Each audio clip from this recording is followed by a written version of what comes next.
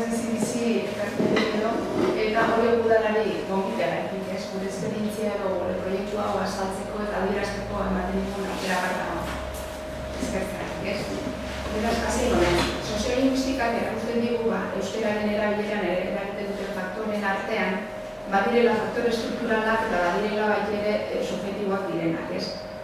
Faktore estruktural edo objektiboen artean daude besteak beste euskal hiztunen dentsitatea, hori argi dago, hiztunaren beraren euskararen gaitasun narratiboa eta etxeko hizkuntza eta ingurugunea, ez? Biziduen ingurua.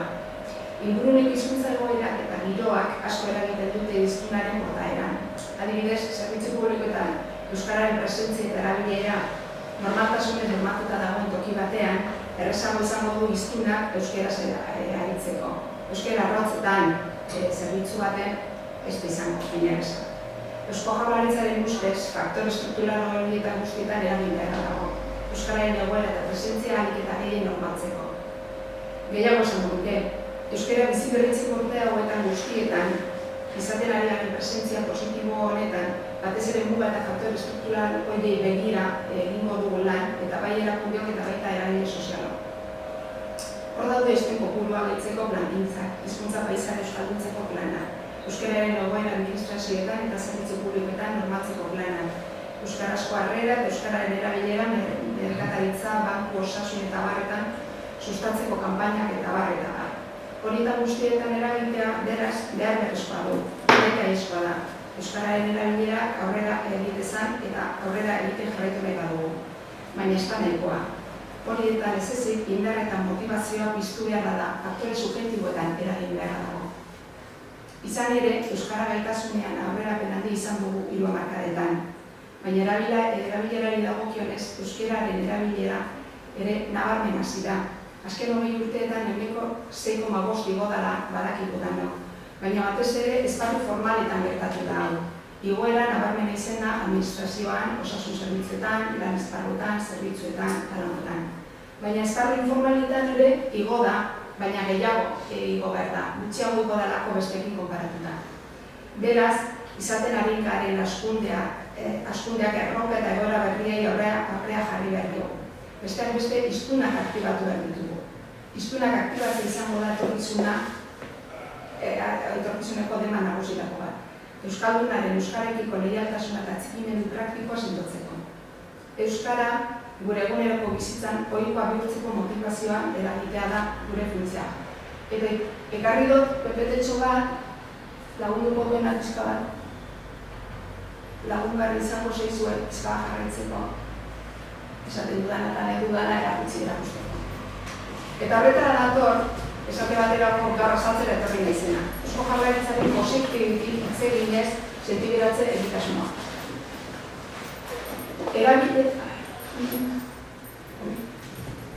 Eta zergaitik positibite.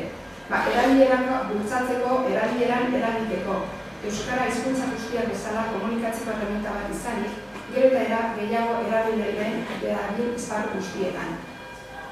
Beraz, hiztunak aktibatzeko, hau da, euskara erabiltzera animatzeko gonbidapena da positibitik, gonbidapena. Eta gonbidapen hori egiteko, tonuari garrantzi handia ematen diogu. Positibitik itzegin ezek, positiboa eta atseginaren zerbait iradokitzen digu. Baita energia, postasuna, aktibotasuna eta euskara bizitzeko jarrera bat ere bai. Euskararekiko jarrera irekia, jende erakartzeko jarrera, adin guztietako jende erakarriko duen jarrera. Jarrera atsegina beraz. Positibitik, esan dudan bezala, gonbidapena da. Hiztunak aktibatzeko gonbidapena. Euskara ondo, edo esan dakitenentzat, euskaraz egiteko gonbidapena. Dakitenen neurri edo mailan erabil dezaten. Eta ez dakitenentzat ere gonbidapena da. Euskarara hurbildu daitezen gonbidapena. Helburua beraz, jendea euskaraz hitz egitera animatzea da. Lotsak, konplejuak, beldurrak eta segurtasunezak alde batera utzita. Edozein esparrutan, edozein egoeratan, edozein tokitan, erabiltzea eta erabiltzea. Eta hori nola lortu. Guk gizartean ezagunak diren pertsona bidez eta pertsona ezagun horien artean sortutako elkarrizketaz baliatu gara. Elkarrizketa informalak, naturalak, bakoitzak dakien euskara erabiliz eta nahi dutena esanez. Pertsona hauek beren jarduera profesionalagatik dira ezagun gure artean. Ez euskararekiko izan dezaketen erlazioagatik. Euskaldunak dira, eta euskara erabiltzen dute. Batzuk egunero, beste batzuk galdutenean. Pertsona ezagun horiek euskara erabiltzen dutela erakutsi digute bideo horietan, eta elkarrizketetan izaten dituzten gauzekin mezu importanteak luzatzen dizkigute. Dagoeneko lau elkarrizketa egin dira. 5 izango badira ere aurtengoak. Lehena, Aerritz Adurik eta Manola Birretxe futbolariaren artekoa da. Eta hauek ematen duten mezu nagusia hizkuntzak jakitea eta erabiltzeak merezi duela da. Bigarren elkarrizketa Aritz Aramburu eta Doiko Iazorenak dira. Hauek euskaraz disfrutatu eta denetarako erabili daitekeela esaten digute, eta izian euskarak erabiltzeak duen garrantzia agerian usten dute. Hirugarrena berriz, Ani Gartiburu eta Reyes Prados kasetarien arteko elkarrizketa da. Eta bertan ikusten ditugu hitz egiten ikasten dela esaten dutela. Euskara erabiliz ikasten dela. Eta heldutan euskara ikasi eta erabiltzaren garrantzia aipatzen dute. Eta azkenik, ari garen bideoa, ikusgai dagoen bideoa da, Juan Calparsoro eta Idoia Gurrutzagarena. Hauen mezua norbere hizkuntzan aritzak ematen duen lasaitasuna da. Eta hau hizkuntza eskubideekin lotua dago. Laster, 5. elkarrizketa grabatuko dugu, eta aurtengo azkena izango da. Hauek dira positibitiren zutoina. Bideo hauetako protagonistak, eta eurek botatzen dituzten mezuak. Gero, dakizuenez, bideo horietatik telebistarako spotak, irratietarako kuñak, eta medio digitaletarako bannerrak ataratzen dira. Positivity.com webera bizitatzo bat eta egiteko gonbitea zabaltzen dutena. Positivity hitz egin ez beraz, kalean, erabidetan, eta zarean dagoen egitasmoa da, herritar guztiengana heltzekoa. Kalean egon da, bideo hauetako bakoitza aurkeztu den bakoitzean. Edabideetan egon da, eta dago, mezua edadabil. Eta batez ere eta nagusiki zarean dago, interneterako sortutako egitasmoa dalako Positivity. Positivity.com. Positivity.com txokoan, bideoak ikusteaz gain, elkarrizketan inguruko iruzkinak, iritziak eta bestelako informazio asko topatu daiteke. Eta bideoak ere sare sozialetan partideko aukera ere ematen da. Oihartzun handia izaten ari da interneten. Web-orria dela, Facebookeko eta Twitterreko sare sozialetan dagoen presentzia gaitik. Jendeak parte hartzen du, eta hori zela bultzatu nahi dela. Jendearen atraibetza, euskararen balioa, euskararen prestigioa, eta erabileraren garrantziaren mozua era positiboa zabaltzea, erakargarria zabaltzea. Eta horretan danok lagundu dezakegu. Denok izan daitezke Positivity. Eta amaitzeko, esaldi horrekin amaitu nahiko nuke, mezu interesgarria iruditzen zaidanako. Euskara itxarrena egiten ez dena da, eta egiten diren euskara guztiak dira onak. Bikain edo zen bikain, suelto edo galdar samar, baina hitzetik hortzera erabiltzen dena da euskararik onena. Guk erabili edo ez erabili, hor dago gakoa, gure esku dago beraz. Eta noski, erabiltzea da guk nahi duguna, Positivity nahi duena. Eskerrik asko.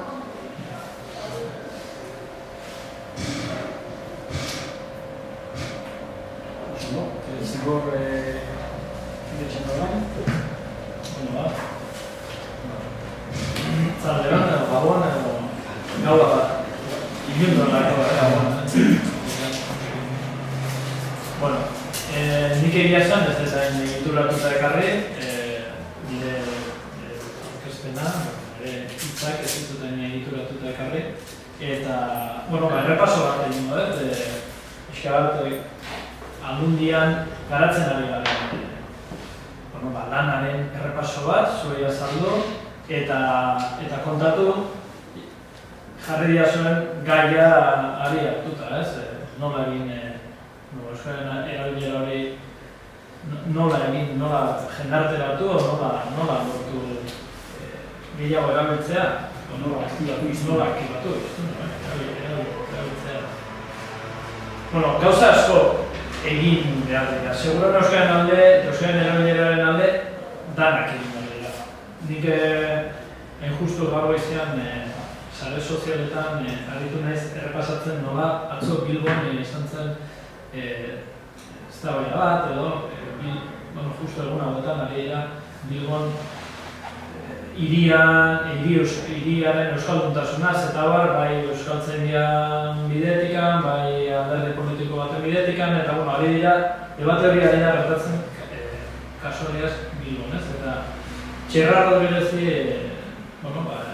Infosaskin egin dioten elkarrezketa baten ari da atzo eman behar hitzaldiaren ari da entzun diot berak galdetzen zioten zer egin behar da, betiko galdera zer egin behar da euskara berreskuratzeko eta berak esatezun, egin behar da dena, nolabait esatezun estrategia guztiak, hiru estrategia bai esatezun badaudela hizkuntza politika molde edo hiru estrategia euskara berreskuratzeko eta bere ustez esatezun hiruak landu behar direla. Batzutan kontrajarri egiten direla, ez? Esatezun badago estrategia personal bat, pertsonetan zentratzen duna euskararen berreskuratzea, beste bat komunitatean zentratzen duna eta beste bat gehiago hizkuntza eskubideen alorrean, ezta? Eta historikoki gauza hauek Euskal Herrian kontrajarri edo jarri ditugu edo elkarren kontra balio bezala. Nik beti pentsatu dut danak landu behar direla eta justo hortan aritu gara sare sozialean, ez? Justo elkarrezketatzen ondo entzuten eta falta zitzaidan estrategietako bat egin ondo ulertzen da sare sozialan bidez aritu gara argitu dit eta esan dira, jakizu bana atorrela zaten desunak. Nire ustez, egin daitezkeen ikuspegi honetan egin daitezkeen egintza guztiak behar dira. Beste kontua da, ahalmena dugun, hobeto okerrago egiten ditugun gauzariek, baina behar dira landu guztiak. Jakina, toki guztiak ez dira berdin, eta nik orain kontatuko detena pixkat Gipuzkoa osoaren ikuspegitik, baina Gipuzkoa bat ere ez dago. Eta hori etorreta, esango ditudanak balioko dute gauza batzuk, agian besteek ez dute balio. Hori ere konstiente izan behar dutaz, Gipuzkoa bertan guk esaten dugu, bi Gipuzkoa gotxinez badaudela. Lasartetik hegoaldera dagoena eta Lasartetik iparraldera dagoena, bidez. Soziolinguistikoki kopuruetan bi Gipuzkoa dira. Bat euskaldunagoa eta beste errandunagoa. Hala ere, Gipuzkoako datuak, herrialderik euskaldunena egiten du, Euskal Herrian, eta gu saiatzen gara ikuspegi guztiak batzen gure politikan, dena aipatu duten, estrategia guztiak batzen gure politikan, ez dakit asmatzen dugun, eta hortan saiatzen ari gara. Batetik esango nuke, beharrezkoa dela euskaraz bizitzeko eta erabilera handitzeko euskaldun guztiek euskal herritar guztiek euskara ezagutzea. Eta hori ez da txorikaka, ez da gai xalo bat, hori oso garrantzitsua da, pertsonek euskaraz egin nahi dutenean ere aurrean duten interlokutoreak ez badaki ezin badu zail komunikazioa gertatzen euskaraz, ez? Orduan, gure legealdian garrantzia handia eman dugu hildo honi eta abian ditugu hainbat politika bereziki udalekin eta Gipuzkoako euskaltegitako eragile guztiekin batera hildo horri irtenbide bat edo ekinbide bat emateko, ezta? Guretzat klabea da herritar oraindik euskaraz moldatzen ez diren herritarrek bide hori egitea. Klabea da perzibitzea, sentitzea urrats hori ere egin behar dutela, ezta? Bestela ez da golako komunikazio aukera. Beraz, euskara ikastea hasi aurretatik eta helduetara hori bai Orion eta bai Euskal Herrian fundamentala, ezagutza unibertsala lortzea gako bat da eta hortan ari gara, ez? Bestetik izango ditzake aukera izatea. Hau da, eta zer esanik ez, erakunde publiko batetik hitz egiten dugunean, ez? Herritarrak euskara ofiziala dela ustez badaki, euskara ofiziala da, eta aukera izan beharko luke euskaraz aritzeko. Eta badakigu, oraindik ere, 30 urte eta gero euskararen ofizialtasuna autonomia erkidegoan ezarri zenetik oraindik ez dagoela lortu zerbitzu publiko guztiak euskaraz eskaintzen. Horrek garrantzia handia du. Oraindik gizartean sentitzen dalako, bete gabeko zerbait bezala, oraindik, zalantza guztien du, herritarren artean benetan zerbitzu publiko guztiak euskaraz izan dute ditugu. Horrek zalantza eragiten du, eta beraz, euskaldunak,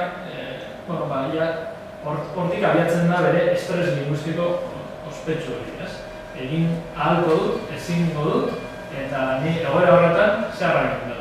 Ez naiz, piztina agotako, gaztelania ezingo dut, ezaguna da, bideo ezagun bat sortu zuen badu bat erakusketak, ez badezue ezagutzen jarri estres linguistikoa Googleen, berehala agertuko zaizu eta nik uste eta azalpen oso ariak ematen ditu. Beraz, aukera eskaintzea, hau da, administrazioak berak bere zerbitzu guztiak euskaraz eskaintzea klabea da. Horretan eta gaina zorri dugu, eta beraz ez da gauza bat aukerakoa. Legeak behartzen ditu normaltasunez euskaraz aritzea. Horrek eragiten du herritarren pertzepzioa. Eta esan dagoa, oso gauza garrantzitsua da. Zer uste ditugun errealitate horien inguruan. Jar gaitezen orain, zerbitzuak euskaraz emateko jarrera daudela. Ez dugu igual bete-betean eskaintzen, ez da Gipuzkoako aldundiak ere. Baina eskaintzen ditugun horietan nola egiten dugu. Zer da, itxaron herritarra etortzia eta ia zer nahi du? Gure politika izaten ari da beste bat, erraztu euskaldunari eta aurretikan jarri administrazioa euskaraz. Agertu euskaraz. Hau da, lehenago aipatueten estres linguistiko hori saiestu. Guk euki dezakegu erabakita, euskarazko atala izendatu dugu, ez dakit zein administrazioa tal, herritarrak ez du zertan jakin. Herritarrak dauka esperientzia bat, eta gainera berdin zaio diputazioa, gero udala, gero Jaurlaritza, eta gero joango ez dakit noan. Dan administrazio publikoa, hortan ez du. Eta ara joten da batean bestean izan bateo beste, eta beti pasako zaio gurutik esakera. Horren ez daki justo jundan hori, izendatuta dagoela euskarazko atala, eta euskaraz ingo diotela, berak alana izan ezkeo, eta berronatuta daukala. Berak ezakit. Horren gure nahia izan da, kentzea aldala, hori. Percepzio negatibo guzti horiek, egon daitezkeen percepzio negatibo horiek guztiak, eta erraztu. Eta lehenengo hitza euskaraz lehenengo hitzetik euskaraz egin. Dokumentazioan ematen zaiona lehen etxi euskaraz izatea jakinak aldatu hizkuntzatan nahi ditun harremanak administrazioarekin eta bultzatu euskaraz izatera, bultzatu baina erraztu aukera hori egitera. Hori guztia zertako? Berak ere autori egin dezan. Hau klabe egitzen zer. Eta azkenik, sensibilizazioaren hildo izango litzateke, ez? Beraz, besteak dira, gure politikan egin ditugu, egunero egiten ari garen arloa, eta bestea sensibilizazioa. Eta pixka bat, gaurko gaira egon gehiago inguratuz, ez? Niretzako, esan dituan horiek oso importantea. Sensibilizazio ekintzak bezain edo garrantzitsuago. Hori argi izaten dute. Baina, sensibilizazio arloan zer egin dugu. Lau hildo abiatu ditugu, ez? Batetik, erabilera, euskaldunen erabilera bizkortzeko urratsak edo kanpaina edo hildoak abiatu ditugu. Pixka bat Jaurlaritzak aipatzen duen hildo hortan ere, jakina hori bultzatu gara da. Hortan, ez dugu bat batoz, euskara erabili behar dugu, bestela jai dugu, ez? Erabilera be hizkuntza hili egingo zaigu, eta erabilera hori bultzatu nahi dugu. Gu ez gara etorreko geure kanpaina marabillosoarekin ordezkatzea beste batzuk egiten nahi dena. Hartu dugu arlo jakin bat eta hortan zentratu gara. Aukeratu dugu unibertsitate adineko edo unibertsitate garaiko gazteen segmentua.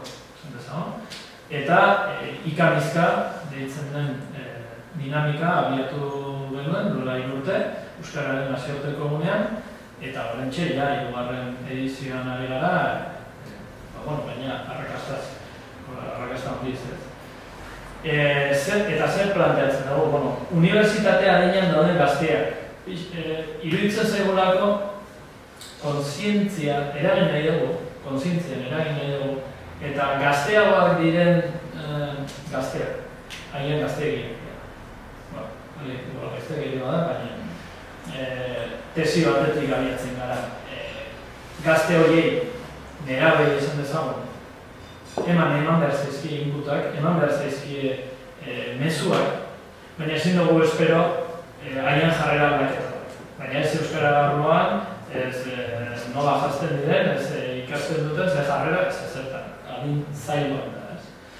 Iruditzen zaigo hori desente lantzen den esparru bat dela, eta nahi genuen unibertsitatean, zehazki hartu, eraberian hori ikusten genuelako gaztiak bizitzaren etapa berri batean sartzen dira.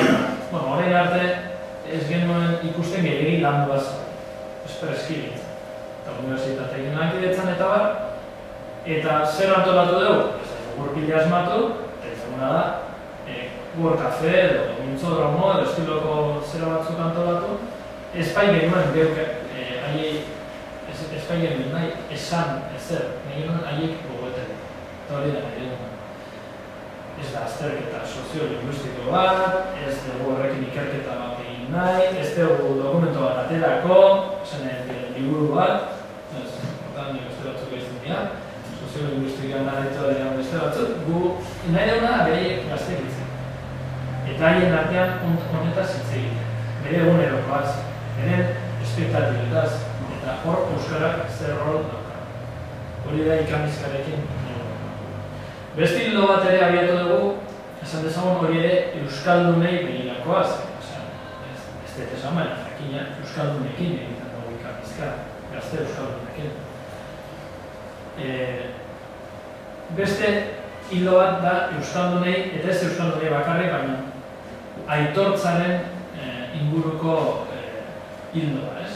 Rekonozimentua, hau da, euskaraz bizi nahi eta ezin izan dugunok, jasan dugunaren errekonozimendu bat egiten, ez da. Iruditzen zaigu hori bere gai iritsi dela, behintzat, eta egina egon hartzun, baina ez da nahikoa egin, edo ez da. Eta arlo horretan ari gara, gogoratzen ze zailtasun izan ditugun, gaur egun ere, euskaraz bizitzeko, ze oztopo traba izan ditugun, hori gogorazi, ez dela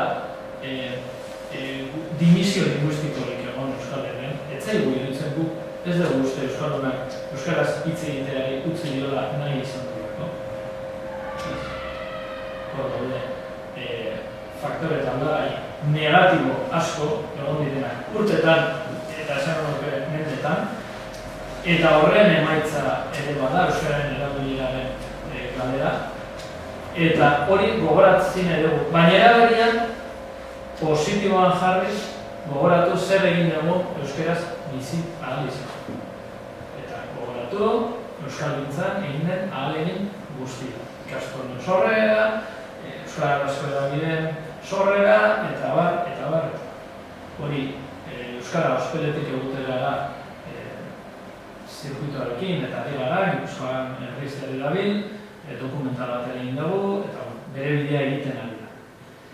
Eta honi lotuta antzeko bidetik, baina erdal komunitateari zehatzago, lotuago, eta nahiko egiasan isilpean dijon ekintza bat, dana erdaldunen empatia lantzeko ekintza bat. Honi deitzen diogu bidaiatu tildez, Eta hor lantzen ari gara, esperientzia piloto bat genuen, 4 herritan, eta orain beste 10 herritara zabaltzen dugu. Erdaraz egiten diren saioak dira, gaztelaniaz egiten diren saioak, eta erdaldunek egiten dira. Eta aztertzen ditugu,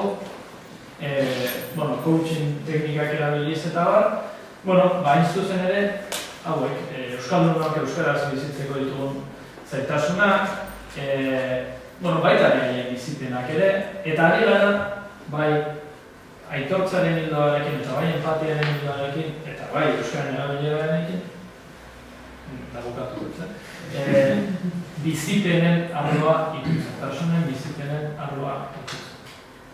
Eta azken hildo bat, hori gara, iskaldoten barruan eta lotu, arnasune eta herri euskaldunen garrantziaren inguruko hildo.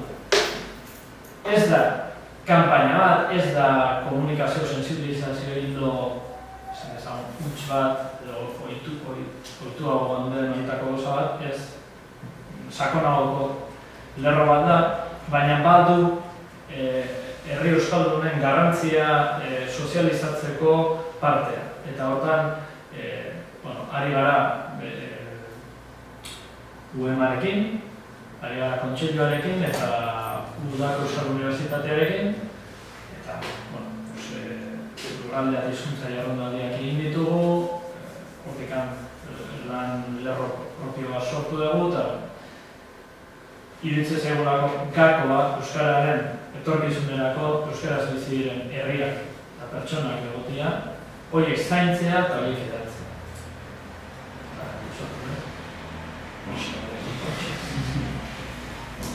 Gartzatu dira gauza gehiago zudazko bateretan, hile mobiatitza, dukin?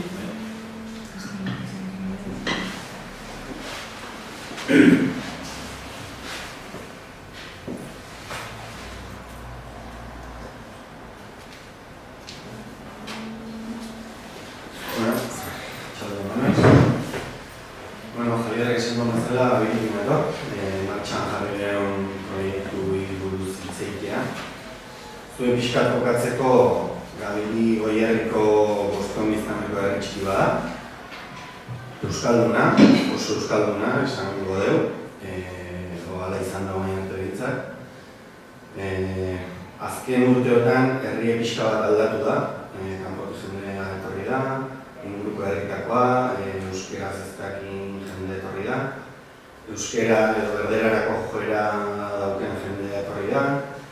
Eta ikusi deu, edo azken urteotan ikusi deu, Gabili Ñardera eta gehiago entzuten hasi da, ezta?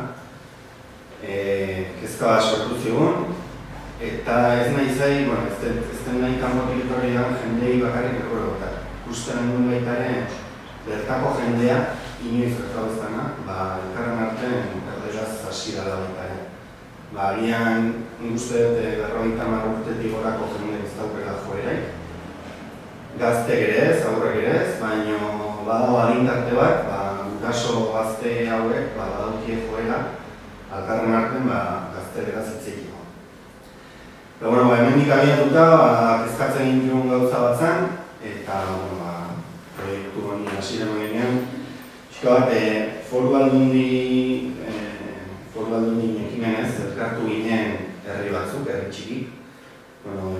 Deigeran egin zitzaigun, baina eta Gabili, Idiazabal, Igura, Zegama, Zerain da Zizurkilo horrezkarik elkartu ginen. Eta kontura ginen, dano gendukela antzeko kezka ezta, arnasunetan pixka bat erderarako joera hori nagusitzen nahi da. Gipuzkoako Foru Aldundia eta Aldunako ordezkarik ere bertan zeuden. Hor sortu zen proiektu izena ezta, aipau dean bezala, zintzan kezka, eta ama gauza dauket zuri esateko. Esan dean bezala, ez da Gabiliko kontu bakarrik, orokorren ikusten gauza bada, badirudi erdalguneetan euskeran erabilera ziren bezala, arnasguneetan pixkanaka bera bada, ezta? Eta asko etxeko hizkuntza.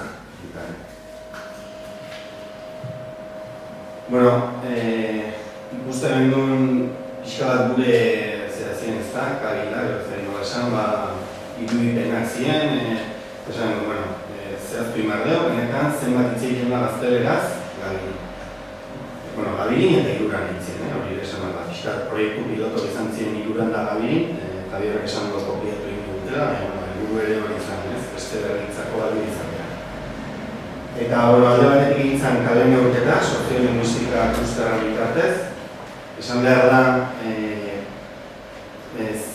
zehuzala, fokoa jarri izan pixka bat parken, ez da, guraso, haur, inguru horretan, asteburutan ez egin kale neurketak, aste barru egin beti antzeko jendea da, baina da pixka bat aurrek bizi duen inguru hori, ez da, parkeko inguru hori, beraiek ze hizkuntza entzuten duen jakin nahi du. Eta horrez gain, galdetegi bat pasatu zen eskolan, eta galdetegi honetan galdetzen aurrei, ea etxen ze hizkuntza hitz egiten zuten, aita ze hizkuntzatan hitz egiten zion, amak, horako galdera bat zuen, emaitzak dut pixka du. Hau da, Gabiriko euskeran erabilera, orokorra. Hori esan da bezala, guraso, zaintzaile, ekonomona, hau, buelta hortan. Eguneko 80 euskeraz, gaztelaniaz, ia eguneko gai. Batzui onde iruditu zaie, beste batzui bat izan. Konparatzen badeu, honekin, gustaten azkeneko hartu gie, Gabirin euskeraz, eguneko 88 dela, pasioak hau da euskera badakitenak edo bertzen dena, baina hitzik ez denak eguneko guztat, erdaldunak eguneko 7. Eta lagina, hau da, kale neurketak egin zituzten Gabiriko bi gaztek, beraz mundu guzti ezagutza zuten, eta apuntatzen zuten, ia euskaldunak ziren, hau da elebidunak ziren, pasibok edo erdaldunak. Usten duzun bezala, eguneko 83 da euskaldune, laginekoak eta pasiboak eguneko 7 hau da. Ia eguneko egunek, da euskera ulertzen duna gutxina ez, eta konparatuz. Esan behar da, aurren arten, euskera sendo dauna, hemen 9tik bat jarri dugu, baina esan behar da, eguneko 56 dien aurren arteko elkarrizketak euskeraz. Orduan, ia eguneko egunea dara esan daiteke, ez da, zerbait bada. Eta, nagusin artean berriz, hau da, datu. Eguneko 72 itzeiten duen elkarren artean euskeraz. Oda, ia eguneko 40 gaztelera izan du. Orduan, hau hartuta, ikusen, ostras, bai. Gero, egia da, herri guztira zabalduko gainitu kale neurketak, baina zenbaki hobeak izango dirikela, baina hau da, aurrek ikusten duen, ezta? Eta horiak eskatzea dituna, aurra hauek, beraien eredue baldin bada, hau, etorkizunen, hemendik urte batzutara, erderakin, lotura gehiago daukienen, erreztasun gehiago daukienen, itxura horiek hartuko dituzten beraiek ere. Hasi ginen, gai honen bueltan, ekimen desberdin egiten, hitzaldik, jardunaldi, kikemonak ez ginen ez egoko harrakazte izan zuen, baina konturatzen gara, kostiente gara, horako jardunalditara jende euskaltzalea datorrela. Ez gara iristen, iritsi nahi dugu jende horren ez da.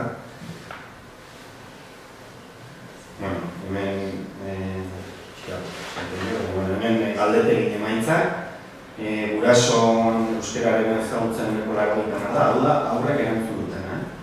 Aman eguneko 80, aitien eguneko 80, eta bikote hizkuntza, hau da, aurrek esan duten. Euskeraz, beraien guraso, eguneko 80 da horretzen duten.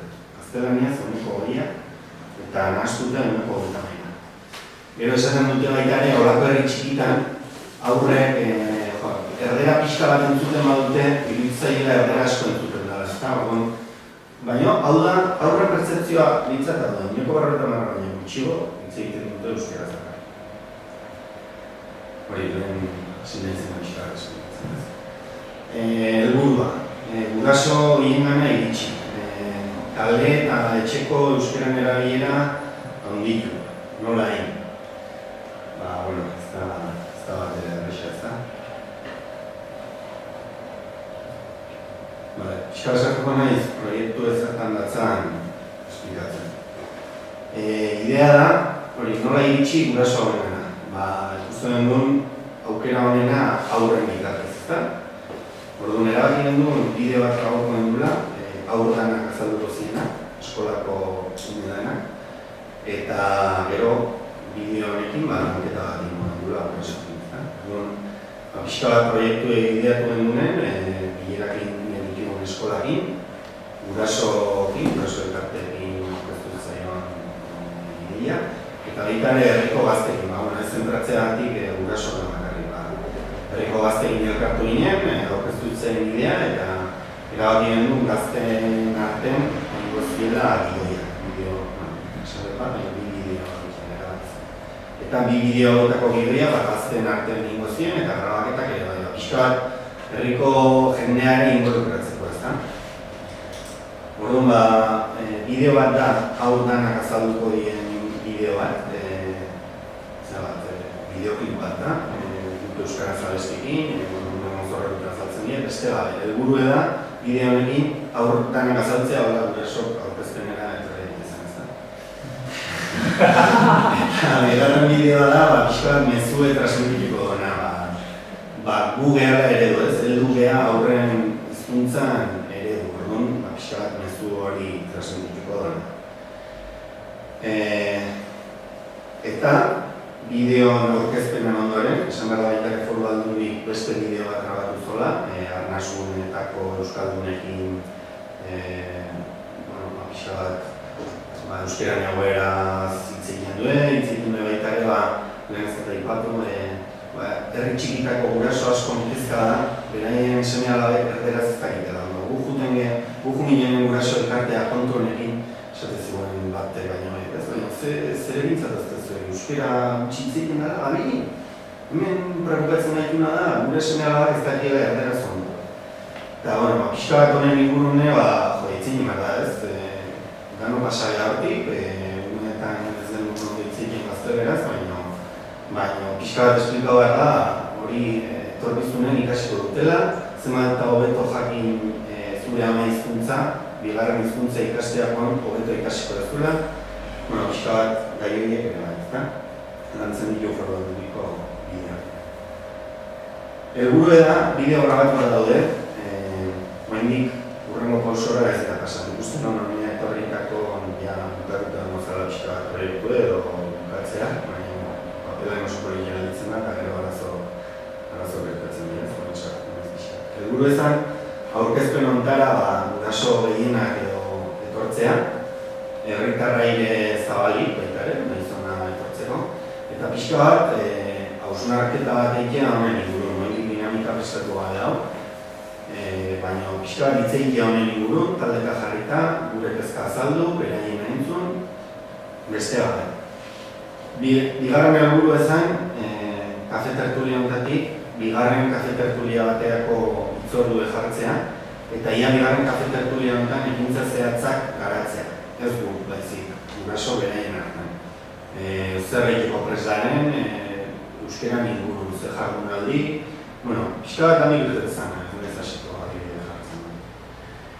Eta, azken pausoa, ekintza hauek martxan jartzea.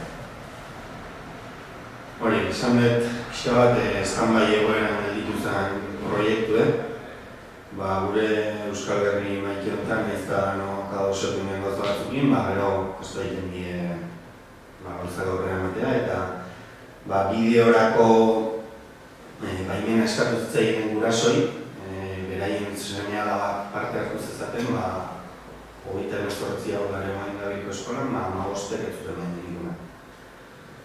Orduan hori izan zen gure sorpresa, gure autokritika ikiko ere bai, zer egin dut gaizki. Izan daiteke agian gurasoi protagonismo gehiago hartzen honetan, ez dakik, oso ondo zertan utxik den, baina egoera hori da.